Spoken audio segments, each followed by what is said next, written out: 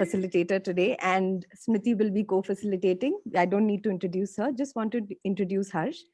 Harsh is a public health consultant based in Delhi and currently in Missouri, with his spending the lockdown with his family. Academically, he's trained as a social scientist. He now primarily works with management, research, and communications in the social sector. His professional interests are rooted in healthcare equity. He's also worked with organizations like Alexander Associates, Antara Foundation, and UNICEF. And he's currently also associated with Pallium India for the last 16 months as a public health consultant. He's a very crucial part of our team and does mentor us with communications, system strengthening, and a lot of work. So thank you, Harsh, for joining us today. He also hopes to be a published author someday. So we are hoping soon in the coming years, we'll be able to see Harsh's book. So welcome, Harsh. Thank you, Smriti, for joining us today. And thank you, everyone. Looking forward to these sessions. And I hope you all had a great break with your family and your loved ones. And welcome to the first session in 2021. Thank you. Over to you, Harsh. Thank you, Shreya, for that very generous introduction. I was hoping nobody would notice that this is a secret pitch to get future readers for my book, but I guess she's let that out. A very, very happy new year to everyone. I have known Aarohan from a distance. This is the first time I'm attending, and it's such a privilege to be interacting with this group. I really like how this is what we call in language demand-driven program, that the program is not just delivered, it is also responsive to what the participants want. And it was a great privilege to hear that the need for today's session came directly from the participants. And I've tried to craft something together that way. So although the topic given to me was fundraising, I've taken some liberties in how this works. Because in my experience, funding is one part of what happens when you create a certain ecosystem, when you create certain relationships and so on. So I have expanded the scope of it in how do you communicate effectively. And once your communication is effective, you are able to convey what you want, you are able to convey what you are doing, you are able to win the confidence of the party on the other side, then you can also apply that to funding. I will be using a PowerPoint. Shreya, do I have sharing rights? Yes, you do have.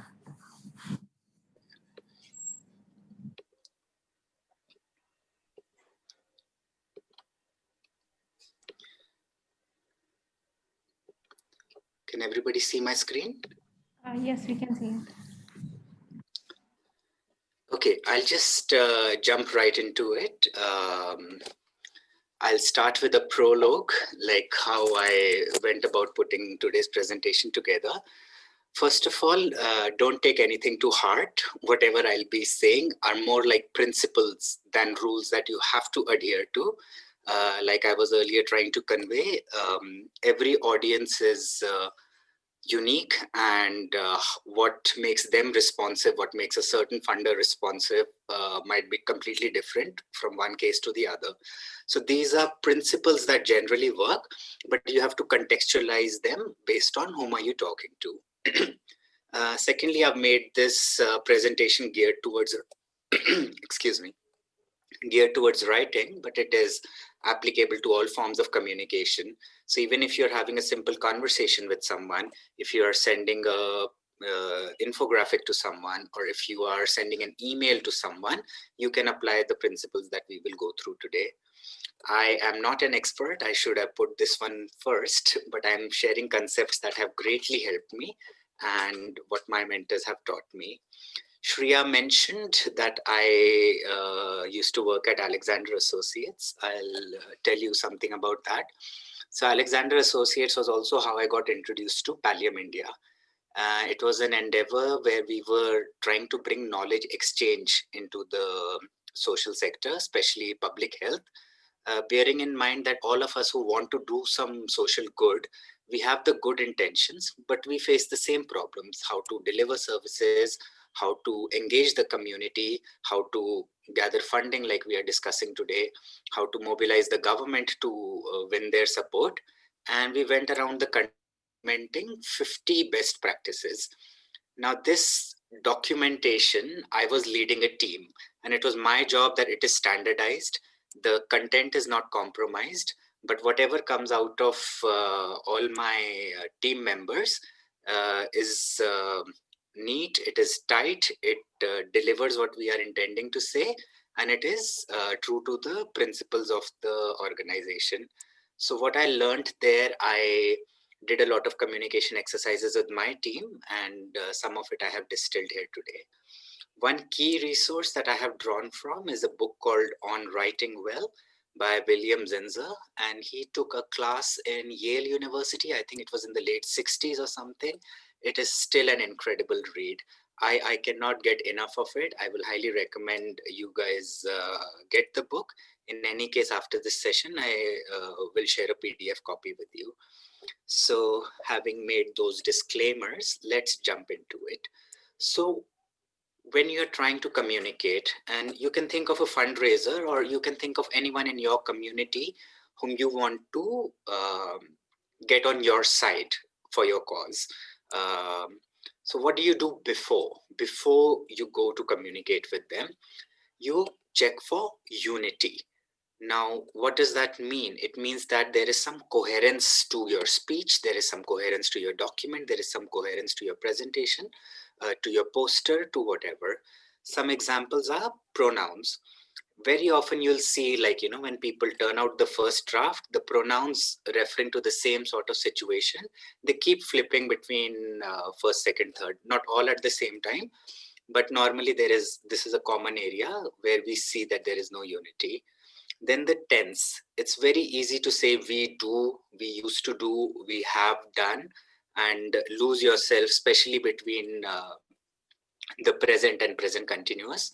We do, we have been doing. Just pick one and stick with it.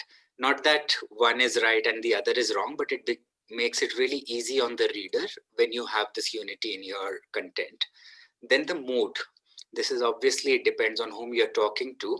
So if it's like a resident welfare association president whom you're really pally with, it can be casual, be chatty.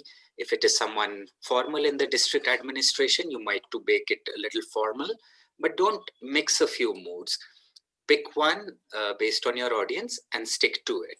So all of this is just a polite way of saying, think before you speak.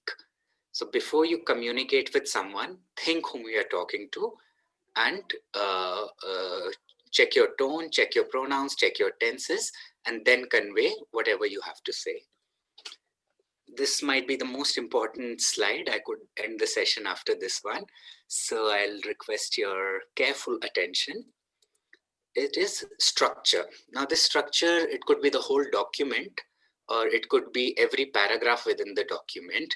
But whenever we are trying to convey something to an external audience, any sort of argument, any sort of statement can be broken down into a situation, the context, a complication, a problem statement, and a resolution, the solution that we are offering. Let's look at this example. No one really knows the exact impact of this pandemic on the service industry. There is an urgent need for research. Lakhs of local businesses ceased operations due to the lockdown. The content is all there, but if I try to filter it, what here is the situation, what here is the complication, and what here is the resolution, I have stated the complication first, that no one knows what's the impact of the pandemic. And then I jump to my resolution, that there is a need for research. And in the end, I bring the situation that so many people have lost their business or ceased operation. Let's try and rearrange it in the above structure.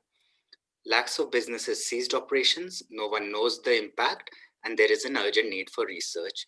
When you practice this in paragraph after paragraph, document after document, it becomes so much easier to process information. And it is very important for our kind of work, because the audience doesn't owe their attention to us. It is for us to win their attention over. If I send a letter to the district magistrate, When he reads it, he should absorb the information and it should stay with him. It's not his job to like really read, reread, and try and piece things together to understand what's happening. So that's can be applied to your cause of fundraising as well. That whoever is assessing applications, they will lean knowingly or unknowingly towards the ones that made immediate sense. This is a very simple, straightforward analytical framework to do that. So now that you have a structure in mind, you've thought before you write, before you speak, how do you introduce? Introduction is very powerful because, you know, first impression, last impression, the whole spiel. The first sentence should compel the reader to continue reading. So how do you draw the audience in? Get the interested using, you can use novelty, you can use some sort of paradox, you can use humor, you can use surprise. Again, like I said earlier, it depends on the audience. Read your audience and just use a compelling way to pull them into your document. And after you've laid this captivating lead, just sort of an index or sort of like an opening, give them a clue into what the piece contains. So don't wait for them to read till the end of the document to uncover that, oh, actually we are looking for funds. Just put it up front that, you know, we are trying to solve this problem in this area, and we would like your support in doing this. So when they read it further, they know the context and they're able to absorb the information better. So the example that we were using, lakhs of local businesses ceased operations due to the lockdown. No one really knows the exact impact of this pandemic on the service industry. There's an urgent need for research.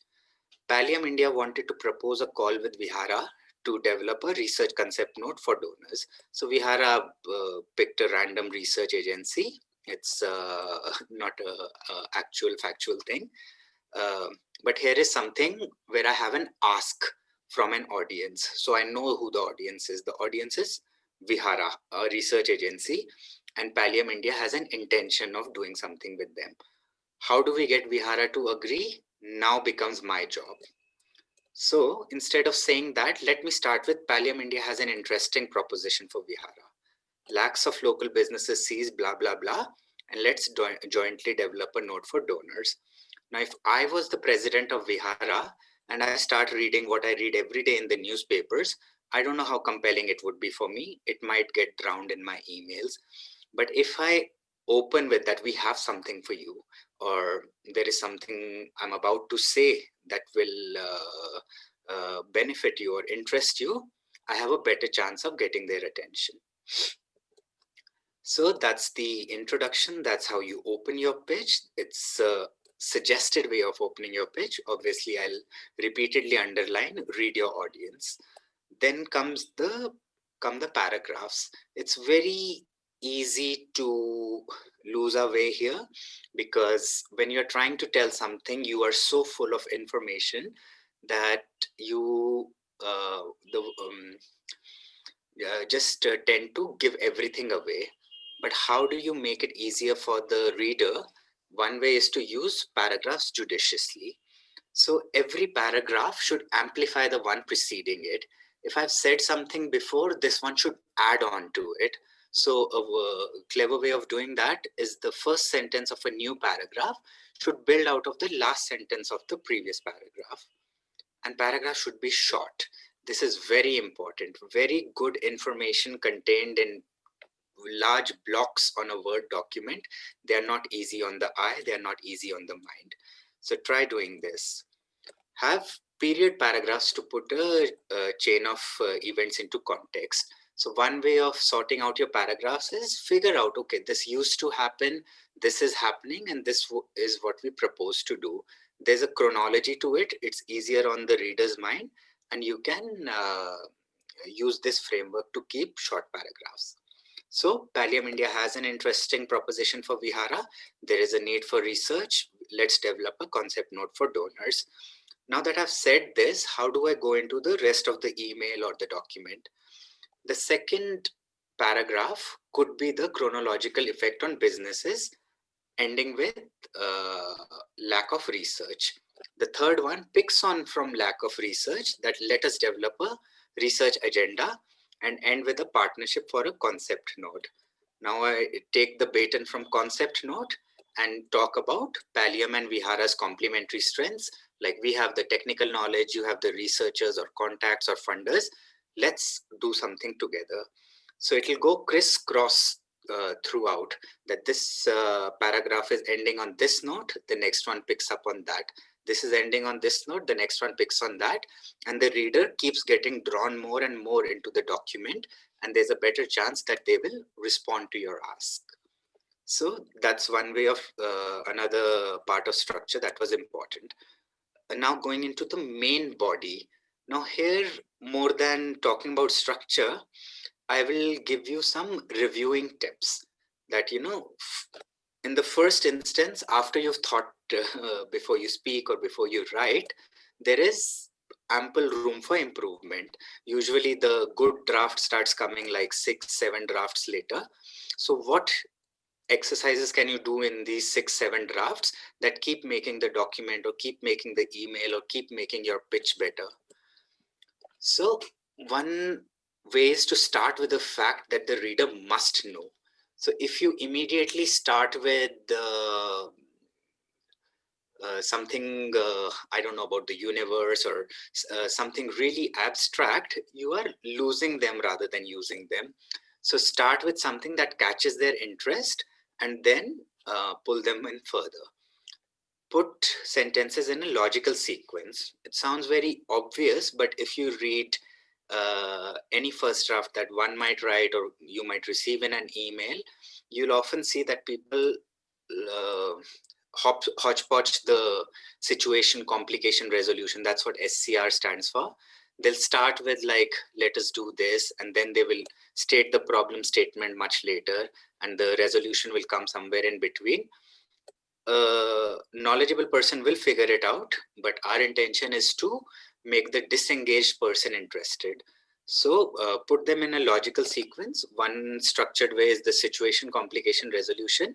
Another, as we discussed, is chronology. That when you're describing something, go by the chain of events, that this happened earlier, this is happening now, this is what we propose. That also pulls in the audience. Short words and sentences are better than long ones. I am really guilty of this. Like in my chain of thought, I write sentences that are paragraphs, and then I come back and I realize that no, I'm saying too much. They'll lose either attention or they'll run out of breath at some point. Rather than commas, use full stops. See if absolutely necessary, only then keep it in one sentence.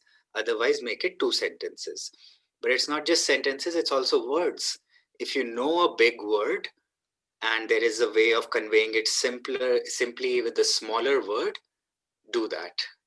Our idea is not creative writing, which has a different sort of audience, but when our intention is engagement with an audience, use short, commonly used, easily understandable words, and similarly short sentences containing one thought each. Break down long sentences into a few, each carrying a single thought. So your first draft could be you've gotten what you wanted out on paper, and now you can simplify it. Most adverbs are unnecessary, so you can replace them with active verbs. So adverbs could be, this person was very sick. Now, if I'm saying this person is sick, what am I missing out on? Or he was running very fast. If I'm saying he was running fast, they know what's going on. So, but what very is doing, that there will be a lot of veries and such words in the document, which will make what you could say in 3 paragraphs, a 5-paragraph document. So that's an easy way of pruning. Then replace abstract nouns also into active verbs. So you guys know active and passive verbs, like, whenever this also shortens the document. So you can always say that we do this rather than saying this is done by us. It's in India, especially, I don't know how our education system trains us. I learned this way later in my career, that you have to just say directly, confidently, with authority, we are solving this problem. Not we will be working a bit in the direction of looking for a resolution. you're losing authority, you're losing words, you're losing space, you're losing a lot of things. Active verbs prune out the unnecessary adjectives and adverbs. Adjectives also, I mentioned that they are unnecessary, rely on nouns. So green leaf. Okay, if I say leaf, the picture that gets formed in someone's mind is probably of a green leaf. You don't have to state something that could be done with a noun. Then prune the little qualifiers, like a slight help from your end will help our cause, or a little bit that we could do has been done from our end. No, say that we are doing and we seek more support from you. Be confident, be precise, say it in short words and sentences, and your document will become way sharper. And then to help the reader understand unfamiliar facts, you should reduce abstract principles to images. I really had this difficulty because my background was working on another aspect of public health. And when I came to palliative care, it's everything. It's every serious health related suffering comes under the same bucket. And how do I explain this? So I can go and start, rather I learned this from Dr. Raj. Both of us went to the Rajya Sabha to talk to 10 MPs. We had like 5 minutes to convey our point. So we use the statistics that this is the burden of suffering in India, and these are the numbers, and this is what's happening with cancer patients and so on. But Dr. Raj also followed up with a simple 2 photographs of a patient, that this person was kneeled over and could not have a cup of tea, and this 3 rupee medicine was given to this person, and now he can sit up in comfort. So when I'm saying burden of suffering, some people might get it, some might not. But when I'm talking about suffering using a specific example, that this person who was kneeled over, I'm sure all of you can see the person in your heads right now, after taking this simple medicine, can sit up and have a cup. So this is how you have to also question that what you are trying to convey. You understand burden of suffering, you understand palliative care, but does the other person understand? Or even if they do, are they compassionately engaging with you? So these are principles that you can use to make the body more attractive. So the principles that I have just mentioned, I have written them on the left. Can I get a volunteer from the audience?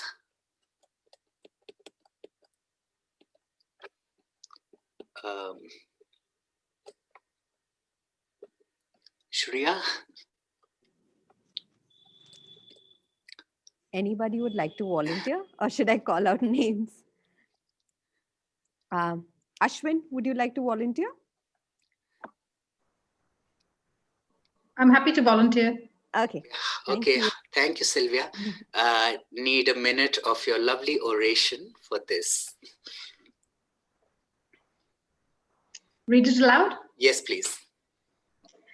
Many small businesses like barbers, cobblers, plumbers, mechanics, cleaners, cooks, etc., suddenly lost their clients and source of income. The government imposed a nationwide lockdown on 23rd March, and no one saw it coming. This was a devastating blow to small businesses, and the damage is yet to be quantified. To impact a nuanced cognizance of this issue among policymakers for formulating remedial measures, we propose developing a concept note to research the issue, uncover the extent of the problem, and develop indicators for monitoring any intervention that might ensue. Pallium India might be able to add immense value by deploying out-of-the-box innovative research methods and technical writing capacity, leveraging on its international experience and expertise in India. We look forward to hearing from you. I hope everyone's head is hurting as much as mine is.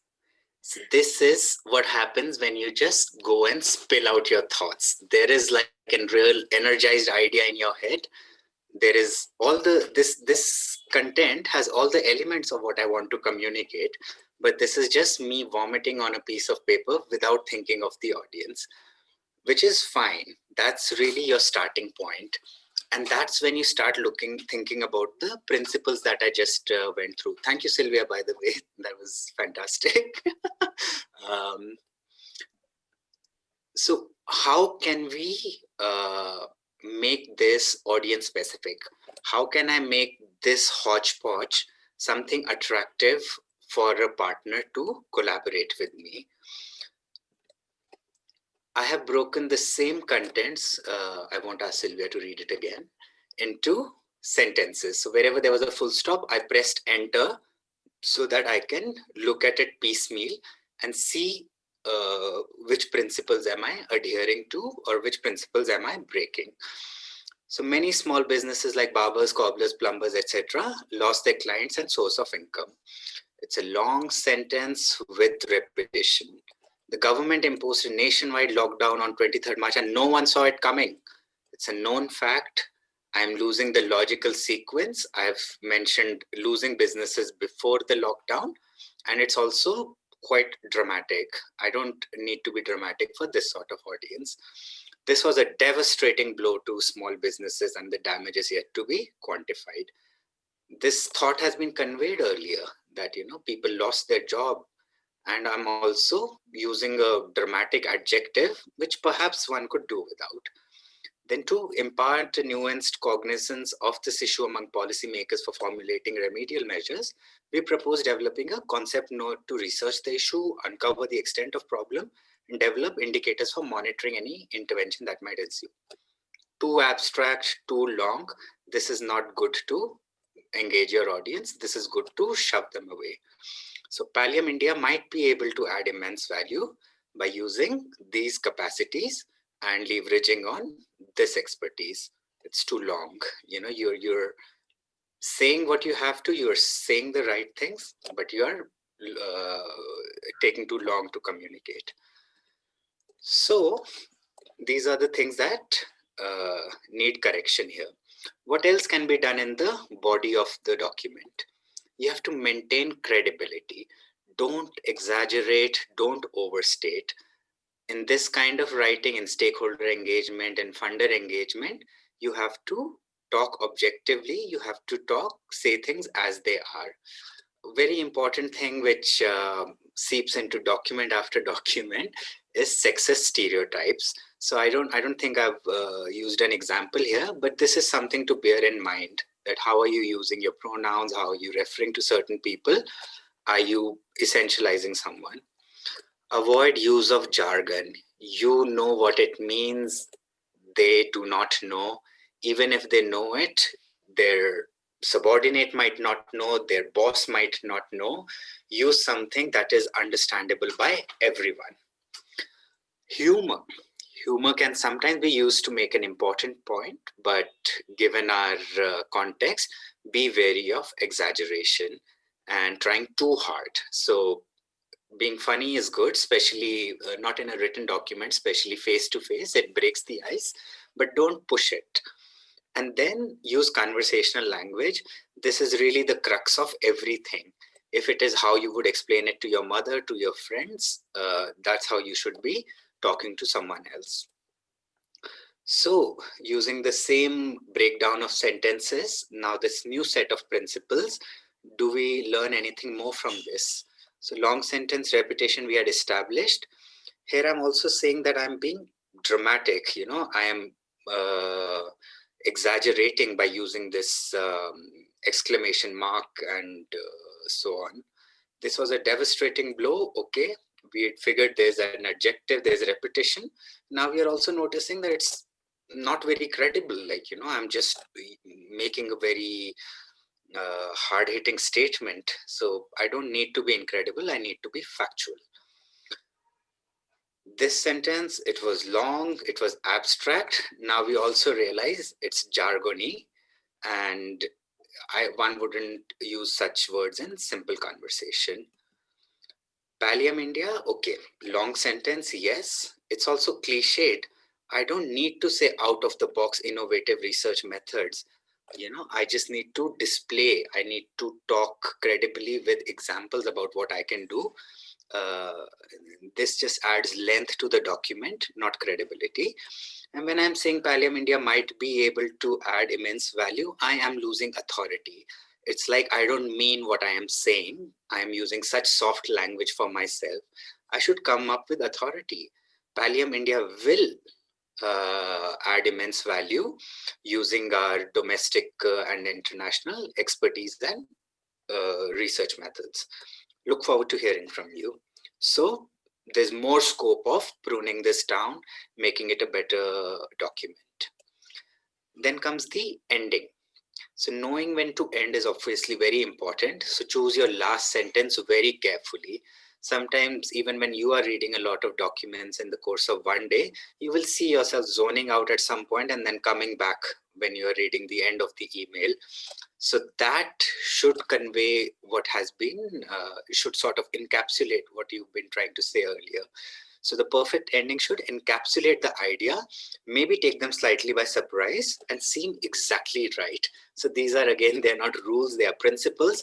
But as you practice and as you'll know different audience, you'll realize whom to say what to. So we knew all the things above, and now we also know something about the ending. We look forward to hearing of you. Pallium India might be able to do something, and we are waiting to hear from you. If I am Vihara, if I am the research agency, I don't think I'll be very convinced of like reaching back to this organization from this email. If I know of Dr. Raj and all their incredible work, I might respond.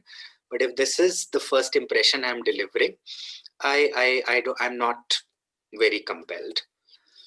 So let's see all the things that we could improvise. Many small businesses, long sentence repetition, known fact, bad punctuation, dramatic, incredible use of adjectives, long sentence, it's abstract, jargony, not simple, cliched, lacks authority, weak ending. So this is how much can go wrong in how many, this is 1, 2, 3, 4, 5, 6. In 6, 7 sentences, this is how much you can improvise. What can you improvise? So the first sentence, you can simply say many small businesses, especially service providers, lost their source of income. The government imposed a nationwide lockdown on 23rd March. This happened before they lost their income. So move this up. This is the situation before the complication came. And the damage is yet to be quantified. Again, move this up. You can club it with an earlier sentence and maintain a single thought, avoid repetition. And to impart a nuanced cognizance up to intervention that might ensue, we can say something that you will tell a friend. We propose jointly developing a concept note to research the extent and causes of income loss. One thought, stop. This will include indicators to measure progress. Second thought, stop. The output will help policymakers to devise measurable solutions. Stop. Right before this presentation, sentence 2 and 3 were the same. And I had to revise it as I was doing a review because I realized I'm committing the mistake that I'm asking others not to do. Then, sorry, I've written RTI on the left. It's Pallium India actually. And that Pallium India will be able to add immense value by deploying out of the box. Say again, simple things that you will say to your friend. Pallium India will use its international and domestic expertise in innovative research methods and technical writing. Together, we will produce, sorry, I've made an error here again. Together, we will produce a feasible and technically strong research note. And then, rather than ending like, we look forward to hearing from you, let us have a call on Monday to discuss potential collaboration next step. Please suggest an alternative if Monday doesn't work.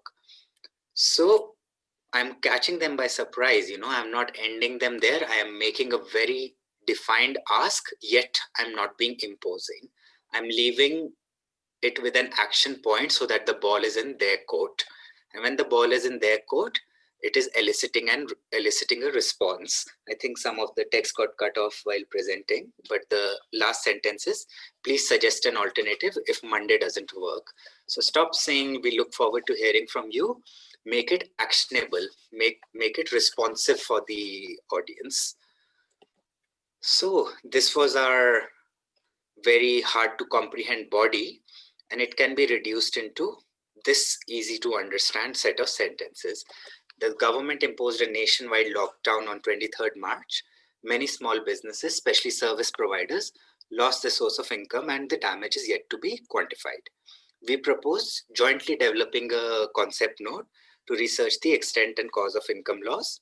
This will include indicators to measure progress. The output will help policymakers devise measurable solutions. So see what I've done here. I put the situation first, followed it by the complication, and then put the solution.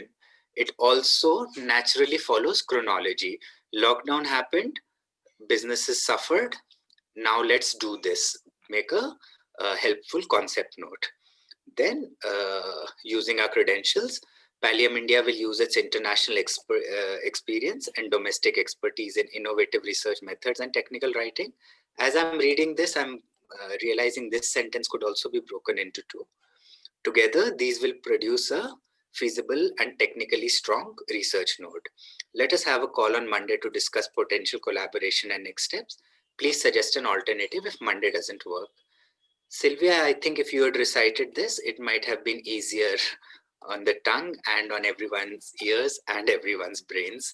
So I hope I'm able to convey how we can use these principles. The bottom line is think of your audience and use simple language. So a complicated hodgepodge can be reduced to a soft, short, simple, logical, yet authoritative, credible, and actionable note. Okay. Chat something. Okay.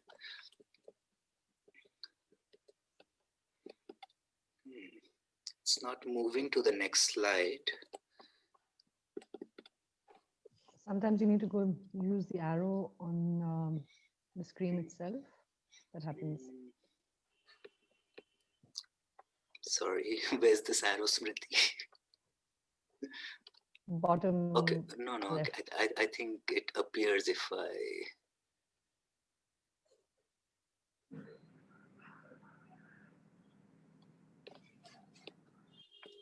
Okay. So you've written your note and you need to do what I should have done before this presentation, review it. So read out your article loud, keeping the reader in mind. I didn't read it aloud, but as I was reading it aloud to you guys, I realized that that long sentence about Pallium India's capacities, it could be 2 sentences. I should scan whether the adjectives, nouns, and verbs are correctly used. I have to remove clutter. I have to strip every sentence to its cleanest components. The easy way to start is remove words that serve no function. He was running very fast. He was running fast. Long words that could be short. The shimmering and shining leaves. The shining leaves. The shimmering leaves. Something. Unnecessary adverbs. Unbearable, unwatchable suffering. You can just say extreme suffering. And passive sentences that can be active, that this work will be executed by us in 2021. We will do this in 2021. Simplify, prune, and strive for order, both in sentences, paragraphs, and the whole document. Eliminate facts that are known attributes. The population of India is so and so. We have demographic. Everyone knows India has a big population. If you can remove that fact to make the document tighter and take less brain space and mind space of the audience while conveying your mind, cut it out. Short documents are better documents.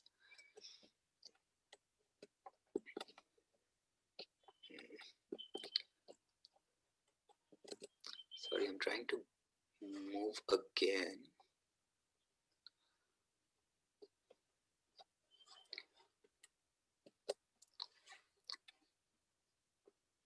My apologies. I don't know how to work this arrow business. Just Um, escape and back.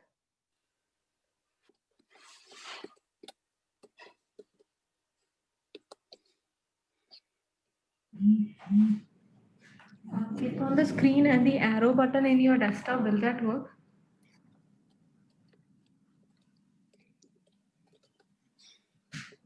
Okay, I just need to keep going and then it works. So that was the end of my presentation, but given that I had been asked for a grant application, I put something together, but I do not want anyone. First of all, I should ask for some reactions. Does anyone have any questions, comments? Sorry, this was bad presentation if I'm talking and I'm not hearing. That was fantastic, Harsh. I think, the problem is when we were in school, we were taught to write lengthy answers. The longer the answer, the more marks you somehow got.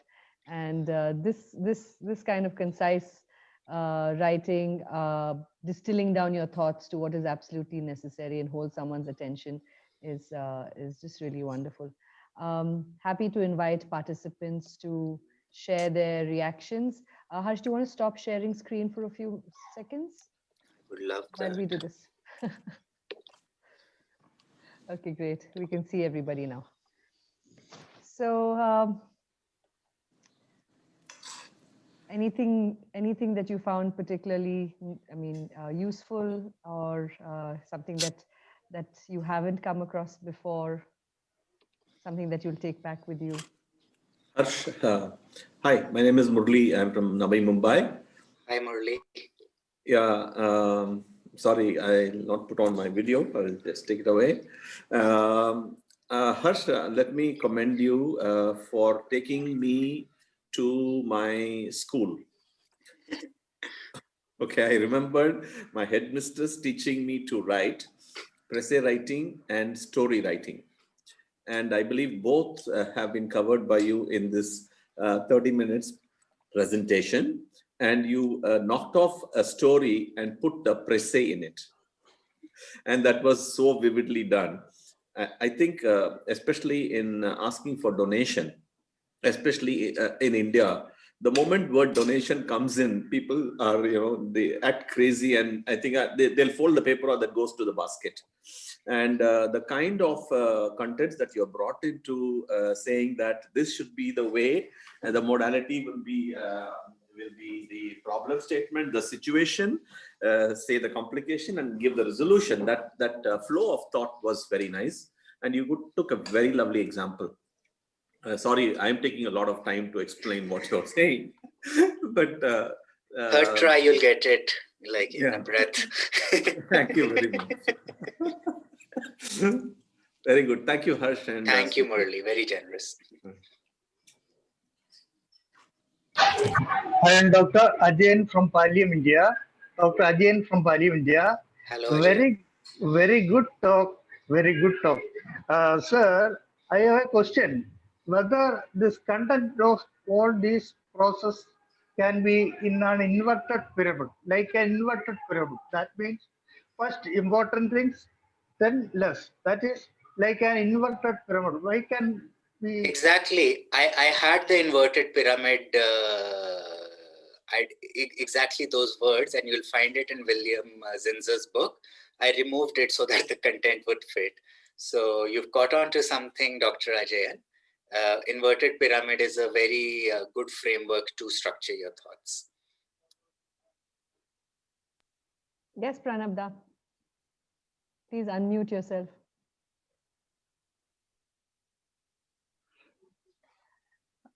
Good afternoon to everybody, and it is excellent, Mr. Horse, simplified, and how to write in short, motivating, and it will project, and it will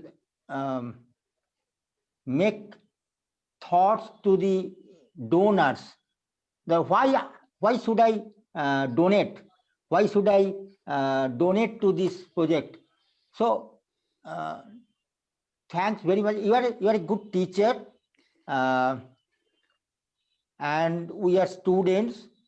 Another thing I saw you that you are a critic, reviewer, examining the paper in a very precise way, very critical way, to the point answer you want. You want to the point answers, and that donors also don't have time to read a long letter, long proposals. We don't have time. So we want to the point answer, to the point writing, and it will be motivating, it will be precise, it will bring up interest to me that yes, I should donate for this noble cause. Thank you, Hars. Thank you. Exactly. I think any sentence that requires you to take a breath in between needs to be restructured, you know, in the sense that when you read, I often find that when I'm reading a paragraph and I mentally sigh halfway through a sentence, that means it's too long a sentence. And thank you, Harsh. I think we still have a little bit more of your presentation to go. So shall we get you back online and very encouraging to hear these reactions. I will now move on to some specifics of grant writing, but what I really wanted to say it simply and say it keeping your audience in mind. I have already communicated, but if this is helpful, I did put some slides together precisely, specifically on grant writing. If you have something in mind, these might be useful.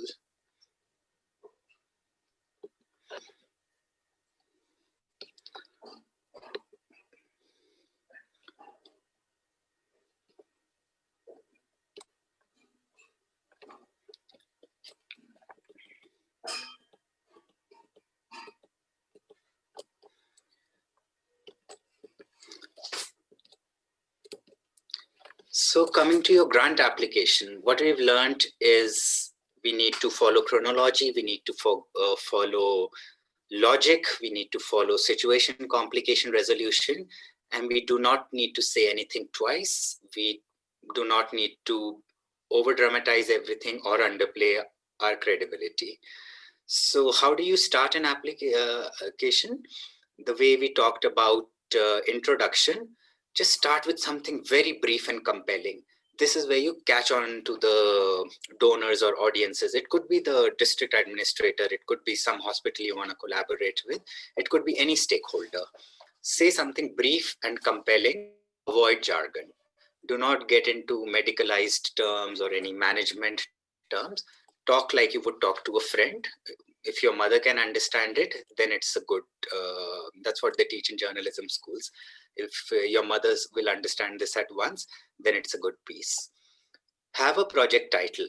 And the project title is again another tool to segue into the larger content that easily identifies the solution and distinguishes it from other projects. If I say project to end the suffering, what does that mean? You know, it doesn't mean anything to anyone. But if I am saying that, you know, some work with destitute women in this slum on health concerns, you know, I'm getting narrower, I'm getting specific, and I just made that up in my head. But whatever you have in mind with your title, try to not be generic, try to be specific.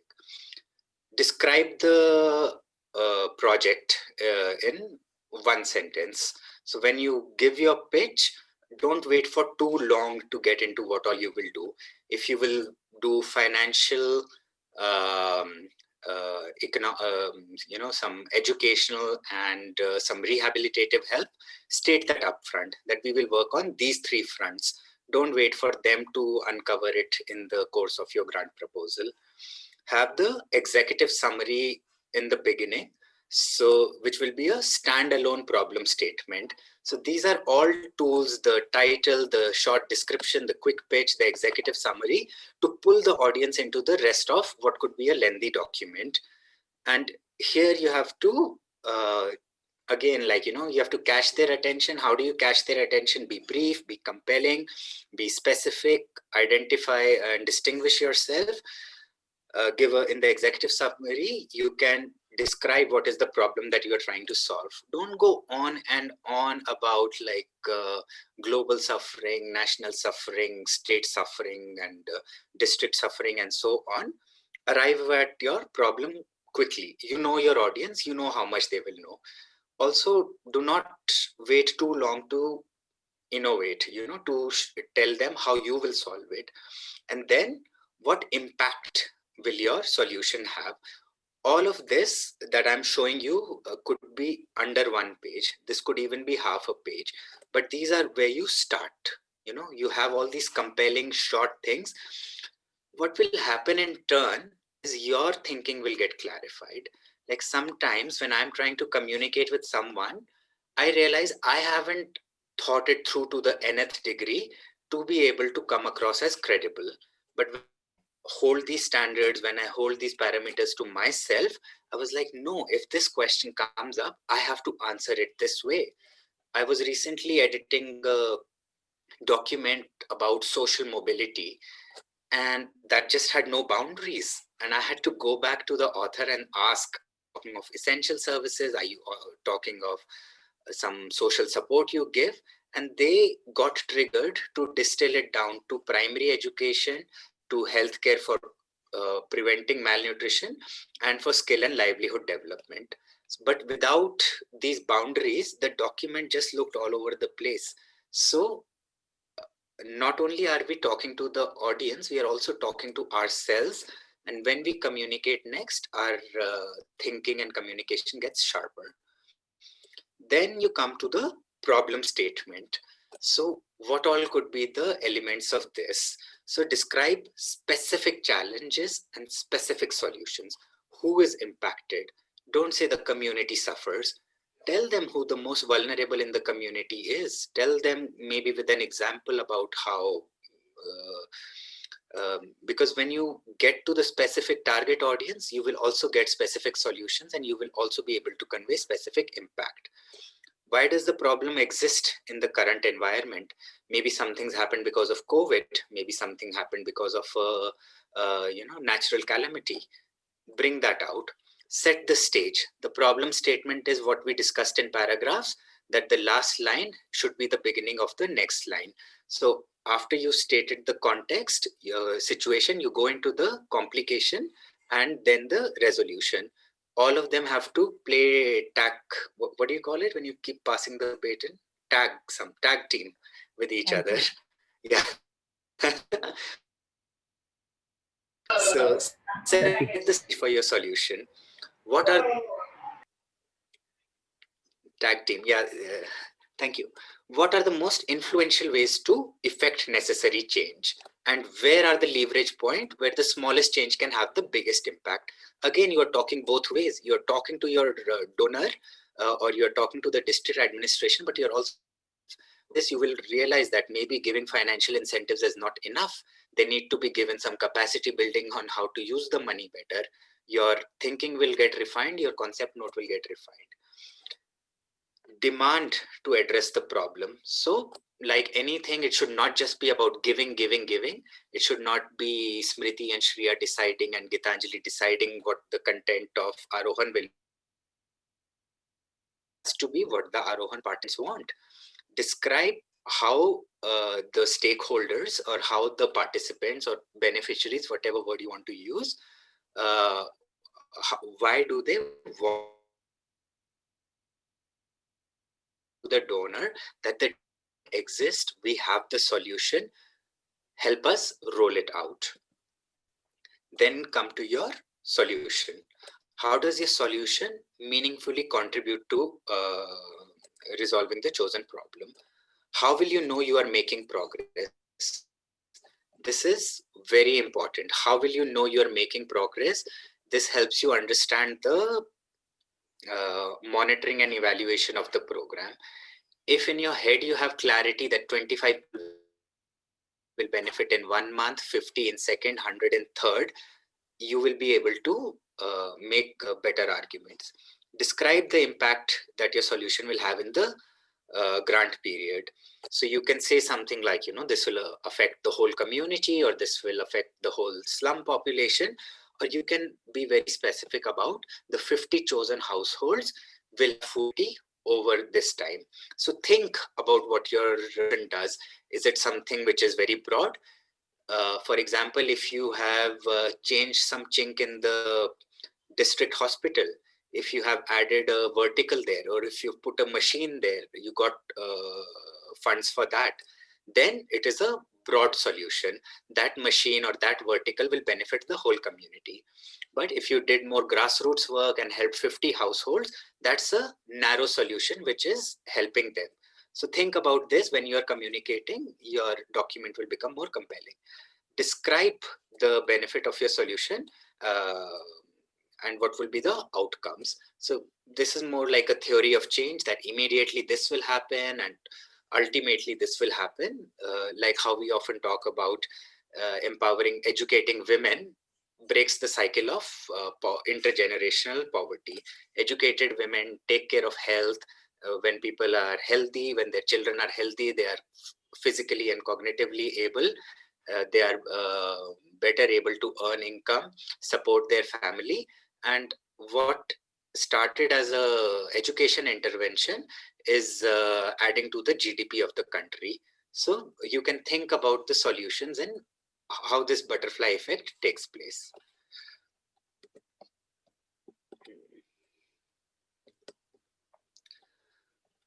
I really should not have taken control when I don't know how to go forward and back. Feel free to interrupt me, anyone.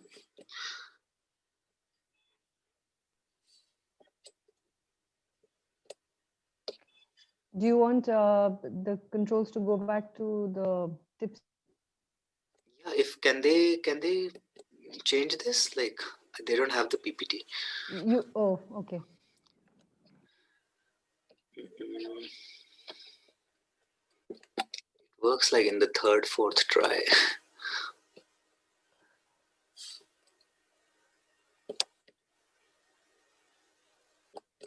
Where does that arrow show up? I think at the bottom.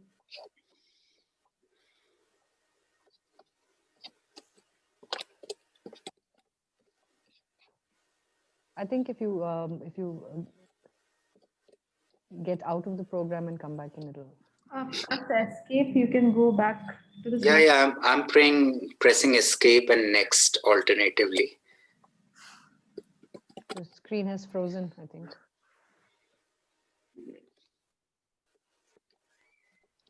Just share again.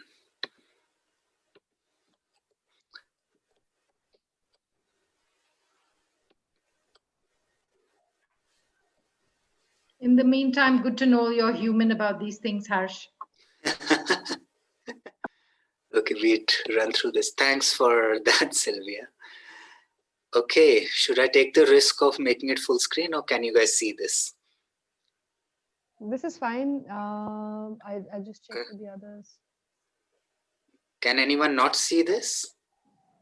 I think this is fine only. Okay, I think I can still make it larger. Yeah. Okay.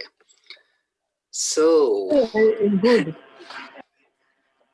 So we figured that we will talk about drawing the audience in with a pitch, with a title, with a description, with a summary. We will state our problem, which will segue into the solution, keeping in mind the populations who will benefit. So where is the demand for this solution? And then we go into the specific beneficiaries. So you can't, or rather it's not advisable to say communities.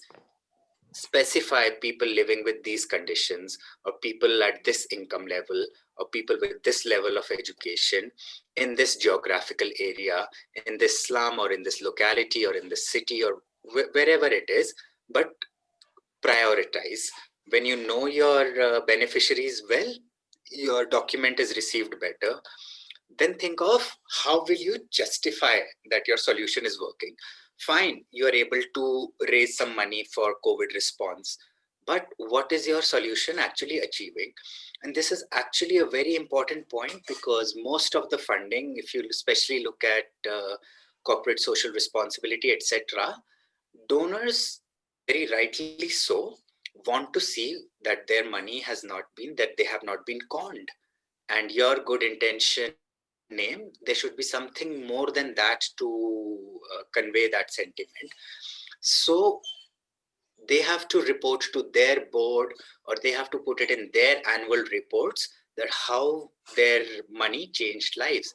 If they can, wherever you can, quantify it. If you can say services were given to 100 patients, mention that. Think of how the evidence will be collected, or education to this level will be provided to so many people. Quantify that. Whatever your intervention is, the donor wants to see some evidence that this will work. So think about how the evidence for the solution that you are proposing, think about how the evidence will be generated upfront. And this gives a lot of confidence to the donor that, okay, they are telling me that 25 things will happen every month. Whenever we have a monthly meeting with them, we can ask who were those 25 people this month, or what were those 25 services this month, and so on. So when you can think of the evidence for effectiveness, the donor gets really triggered. So which feeds into monitoring, evaluation, and learning. Think of theory of change, what I just mentioned. Educated women changes the GDP of the country. So there is an input where you do your activity, there is an output, there is a process that the activity is done by school teachers in 5 centers, 50 women benefit, and they go on to have families, earn better, healthier children, the country's economy benefits. So this large theory of change is a good analytical way of conveying your argument. Think about how will you be collecting data. I'm talking about the evidence of effectiveness, but have we thought about where this data will come from?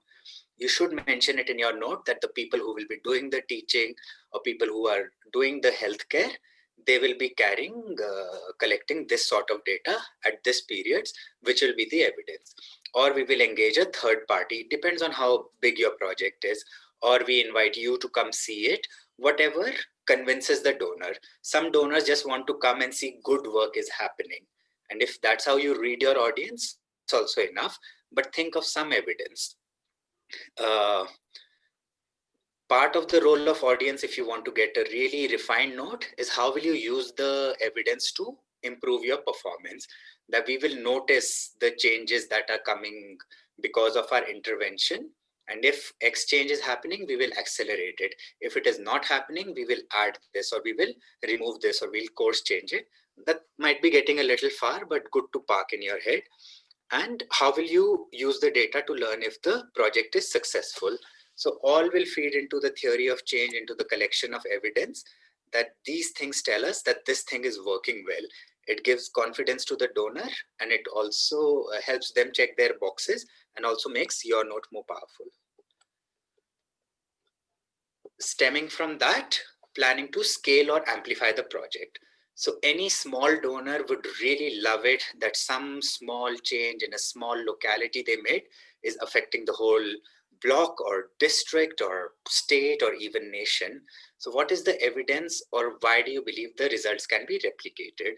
So you can say that we will document this, and we will talk to the beneficiaries, and we will create process documents so that this can be done in other parts of the country, or other parts of the district, or other slums in the city, and so on.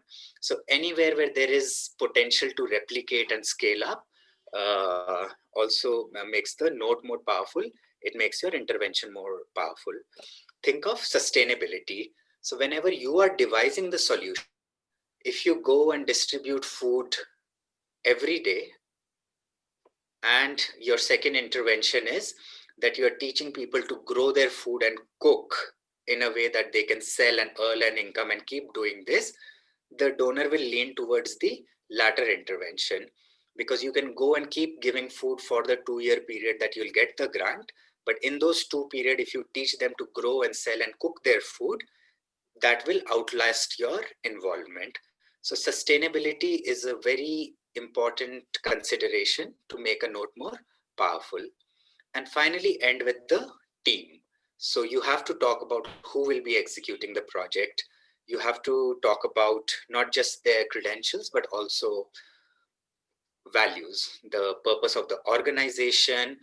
Maybe you work on education and you're getting into health. Explain how the two are aligned.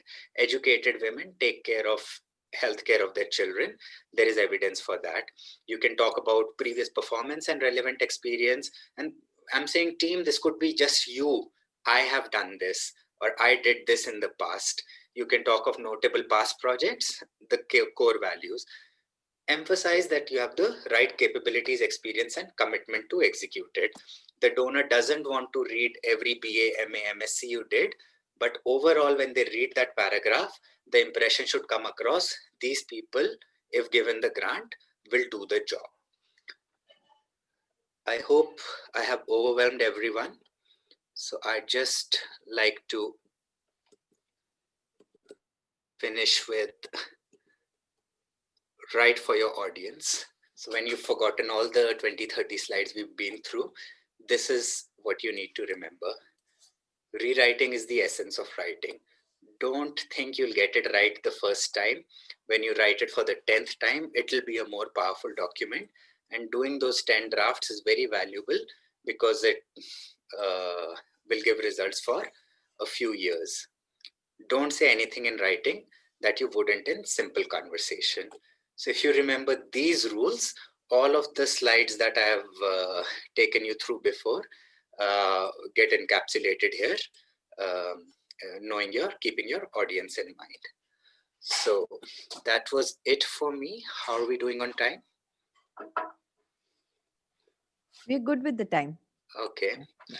Shreya, I had an exercise, but I'd rather leave it for later. But I'll just show what I had done. So here I had written another bad email, which I won't ask Sylvia to read out.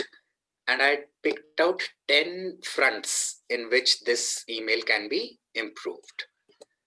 The tone in which I'm talking to that person, I know who the person is. He's the Commissioner for Palliative Care. I can change the tone that I'm talking in. I can change the structure of the email. I can change the chronology in which I'm communicating. I have long sentence. I can choose to trim some down. I also have unnecessary sentence. I can choose to get rid of. I might not be giving out appropriate authority at some points. I have to consider the paragraphs as I have put there. Then at some place I might be using passive voice. I have to change that to active voice. There is room for clearing out clutter in this email. And finally, I have to think about how I am ending this sentence. So Shreya, I have sent this slide to you. I request maybe after the session, if you can circulate it among the participants, and they can just go through these 3 paragraphs, look at these 10 parameters and see how they can improvise this. Sure, Harsh. It will be shared. Okay. That was it from me. House is open.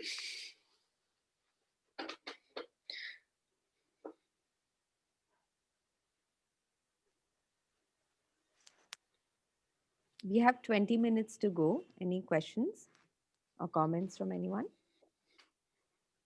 Harsh, Yeah, please. overwhelmed. No more adjectives, no more pronouns. Great. That's one. And then when somebody would like to come and see what's happening in terms of their donation, one of the donors came into NGO to see what's happening. And since most of them are very violent, about 250 of them, very violent. So the pastor, the chairman said, it's better they don't go. I mean, they don't come and see them. He was very offended. I give so much of money and you guys are preventing me to talk to them and meet them personally. That becomes sometimes a negative factor for further donations. So I think we should make it clear in terms of in the body of the donation letter. That's my thought. Otherwise, you've been a very good teacher, as Pranabda has just said. Thank you, Murali. I hope this was helpful.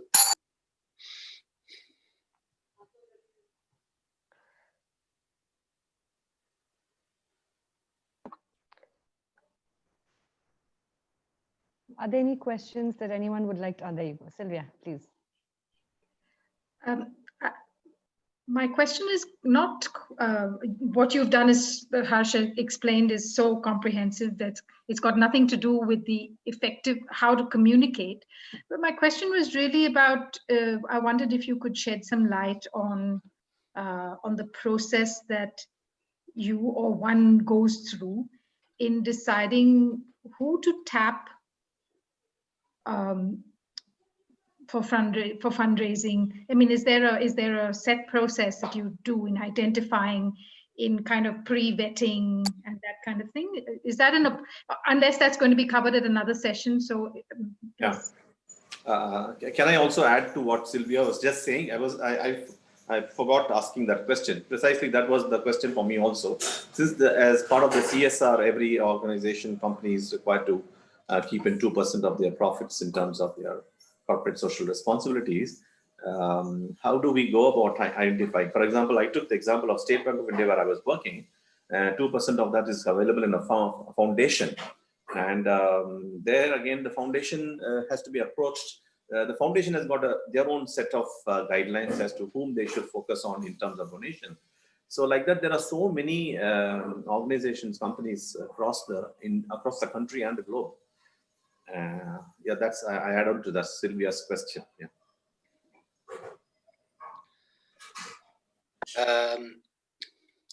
So I've worked with very generously funded organizations like UNICEF. They didn't need to do much business development. Naam hi kafi hai. So they started these phone call type of campaigns. And if they said you're calling from UNICEF, there was some credibility that went out with it and people felt good donating there. I've worked with corporations where we have to do not fundraising, business development, that you go to a client and there you have to really sell yourself that they think they're getting good value for their money. I've worked with NGOs who are doing something really novel that has not, been done before or is sort of hard to explain. And there I got a lot of practice in communication there. And even right now I'm associated with an organization that has a massive global footprint, but in India, they are still finding their feet. In all the organizations, how we identified a funder is by doing our homework. So there is a lot of CSR money available, but a lot of it is also corrupt, going into son-in-law's accounts under, some fraud fronts and whatnot. Then there are donors who only give out money to specific causes, that they are very generous, very honest, but they only give money for agriculture. So if you don't do your homework and write a very compelling note to them, they're not for you. But if you identify that someone in their family has gone through an experience for a cause that you are, raising for, that's where your compelling introduction comes. Or if you find out that this organization is diversifying from maternal and child health to palliative care, that's where your pitch comes in. So the only way to identify is, first, know your intervention. Don't think we will do something. Know what you want money for. You can keep that can be an ongoing process, that you need money for salaries, you need money for capacity building, you need money for services. Then start thinking forward. That's how now you know the situation. Now the complication is finding the donor, but you've started doing the homework. See who is likely to fund that area.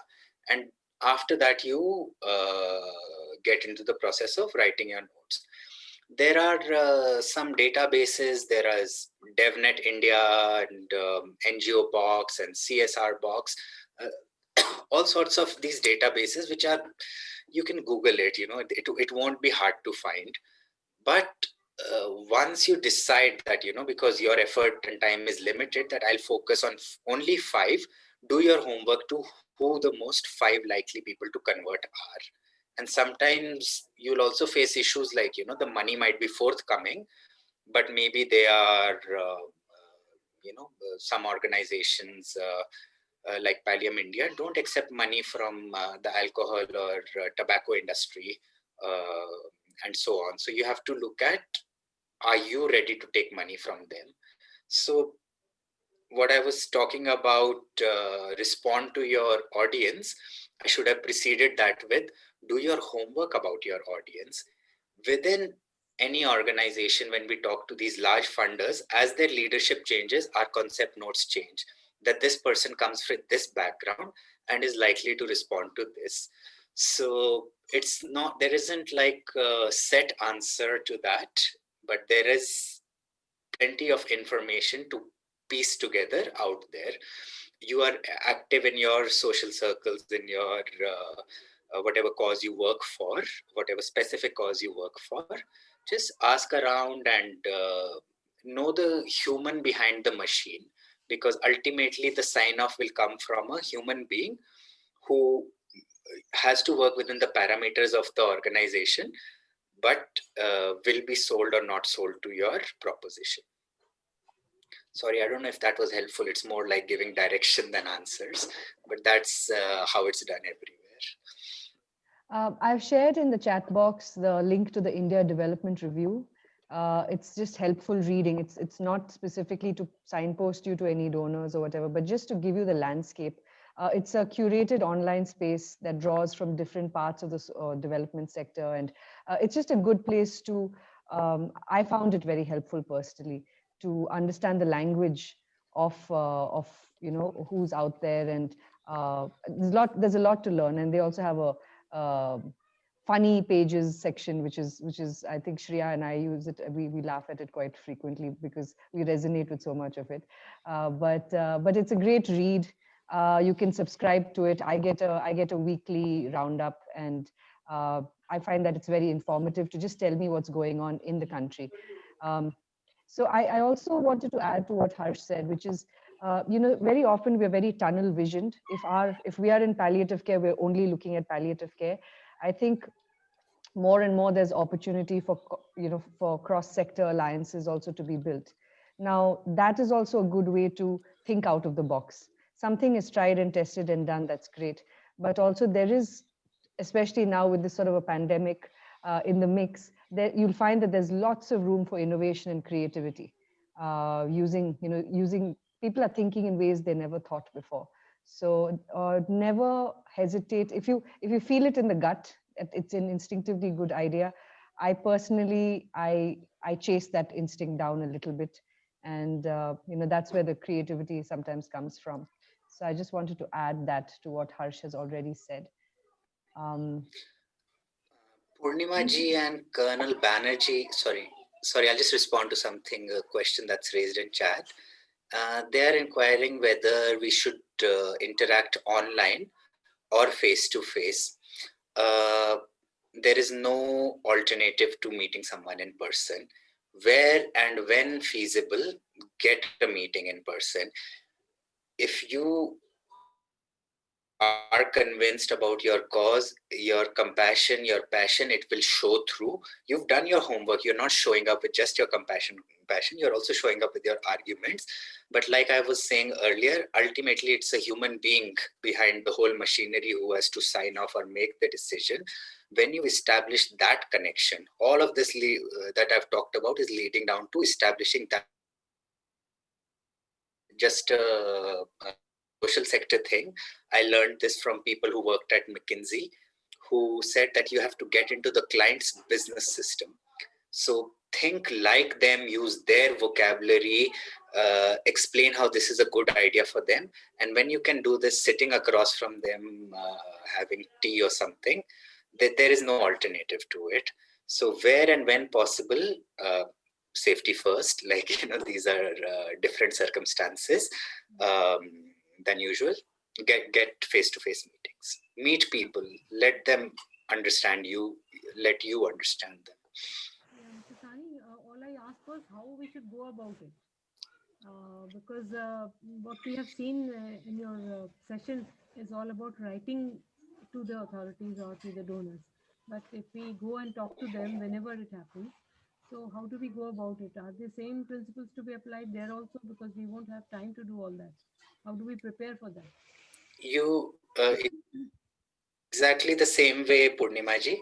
You go and you figure down that I probably have half an hour with this person, and this is the end result I want. So in that half an hour, I should be able to establish to them that this is a serious problem worth paying attention to. This is a solution that we have in hand. This is our credibility, and this is our passion, compassion, our reasons for doing this. And here is our team.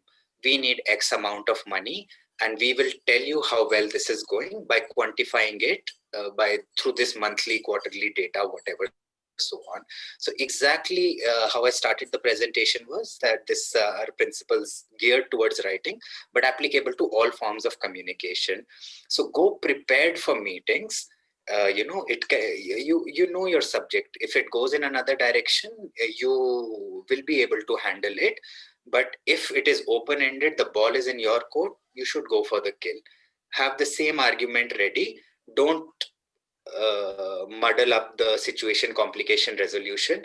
Don't start with we need your money. Start with here is a problem that we need to collectively work towards. And this is the context. COVID has affected so many lives. Here is the solution we have, and we have some experience doing it with 5 people. We want to do it with 500. Exactly same principles.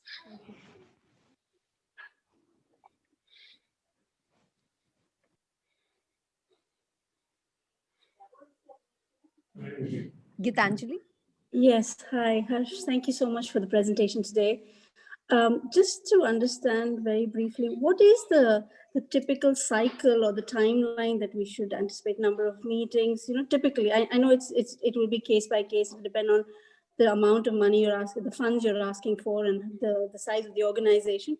But generally, just to have some expectations into, I'm going to have to meet this person 5 times or 10 times. So I should have so many presentations ready. I should, something. Is there any ballpark time frame?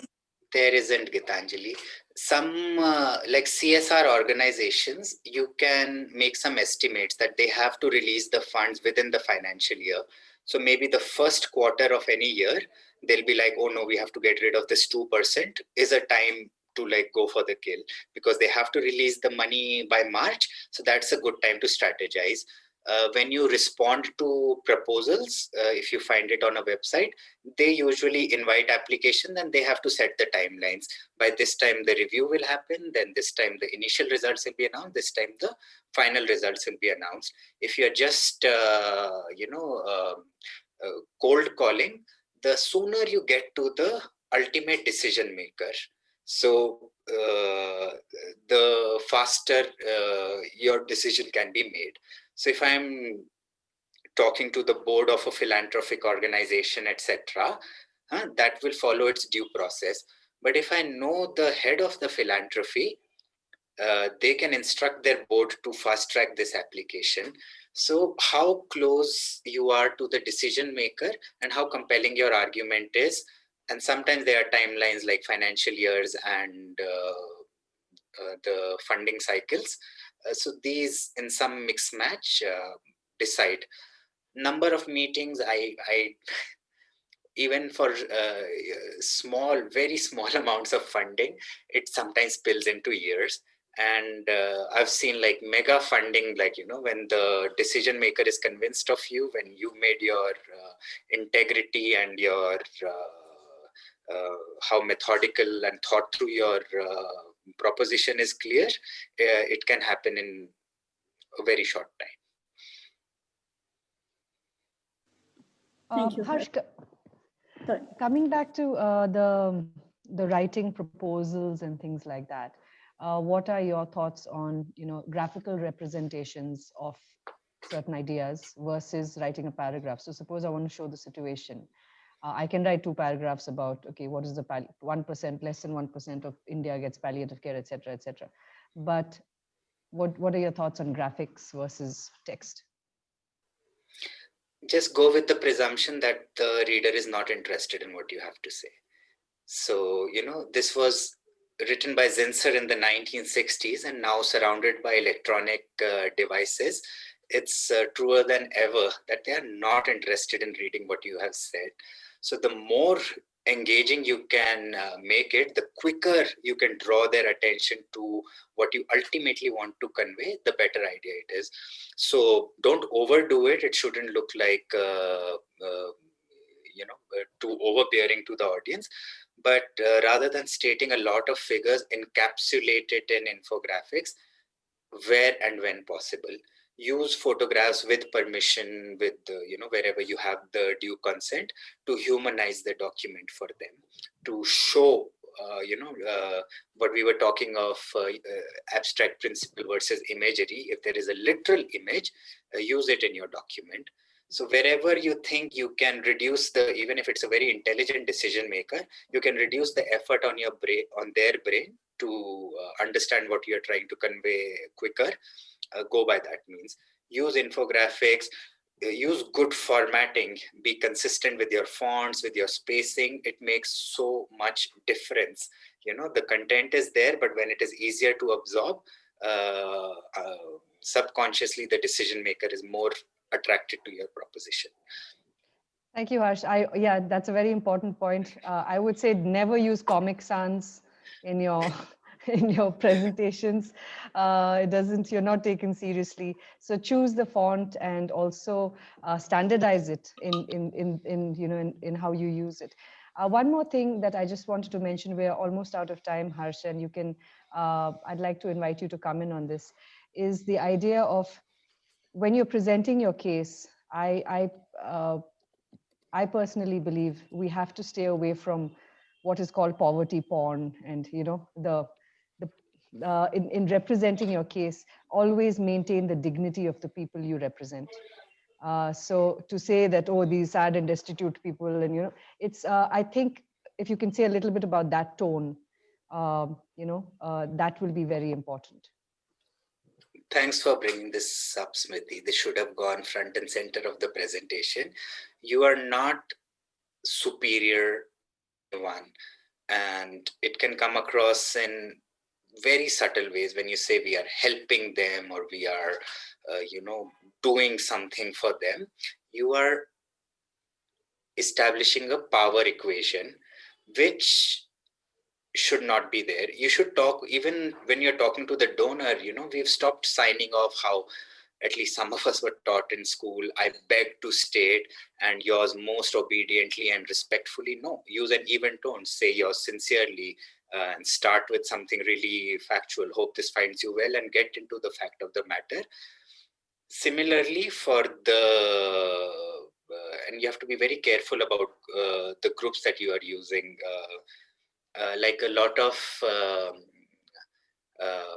especially women who've experienced sexual violence, we don't call them victims anymore. We call them survivors. You have to respect what they've been through.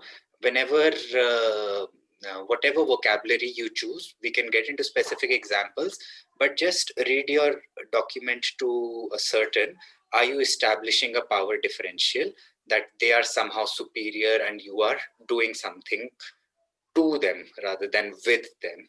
And the more we get to with rather than to, the better our both integrity comes across as, but also the proposal becomes more powerful. I don't think like anyone does it anymore. I was reading some like local club documents for someone in my family, where they kept talking about feeding the villagers and helping the villagers, and it made me cringe every time, because it is such a dated way of like, talking down to someone.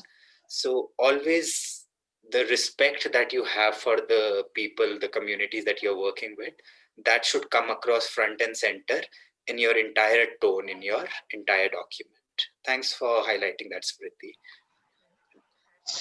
Connecting that with the image which you're going to use, the permission to publish that image, how important it is to have that and ensure that you have that permission with you, or mention that, okay, we have the permission to use that image. And I would even go so far as to say, Ashla, as far as possible, avoid images where you are seen giving something, that is also a power differential. That guy who is receiving your charity or whatever aid that you're offering him does not want to be seen as a human being who's surviving on other people's. Every human being has dignity. So I would even go so far as to say, let's avoid using those pictures which show us to be the messiahs and the saviors, because that's not advocacy. That's something else. And to be an advocate for someone is just to represent them, not be superior to them. So I would say be very mindful of whether that sort of self-righteousness is coming through in your communication. Be aware that you're not coming across as self-righteous, and I think that can be a little bit off-putting also, to at least in the current scenario, that can be very off-putting. So I think we're almost at the end of our time, but Shreya, over to you. Thank you. Thank you, everyone. Thank you, Harsh. Thank you, Smriti. I would like to personally say about, because I work with the team here. So yeah, I completely am scared of writing. I think that's the only thing I feel that I cannot do. So the team here really supports us. And so when Harsh is talking, I always have my notes ready. So I'll make these pointers to come back to. So I think I have to go through this class, I think 5 times again to really learn.